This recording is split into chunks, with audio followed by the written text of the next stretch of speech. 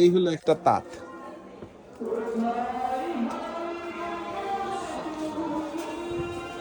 এটা হলো তানা।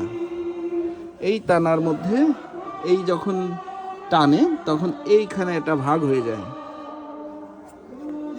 এই ভাগের মধ্যে দিয়ে ওই মাকুটা দৌড়াদৌড়ি করে। এইখানে দুইটা স্তর আছে, একটা স্তর আপ হয়, একটা স্তর ডাউন হয়। ডাউন হওয়ার সময় এই যে ফাঁকা হয়ে গেল, এখান দিয়ে এই ফাঁকার মধ্যে দিয়ে ওই মাকুটা দৌড়াদৌড়ি করে। দেখুন একটা গামছা বোনা হচ্ছে। আমাদের ফুলতলার প্রসিদ্ধ, অত্যন্ত মজবুত এবং সবচেয়ে ভালো কোয়ালিটির গামছা এখানে উৎপাদন করা হয়। এই শিল্পটা আমাদের মৃতপ্রায় শিল্প হয়ে উঠেছে, কারণ এটা এখন আর আমাদের এলাকার জন্য লাভজনক নেই।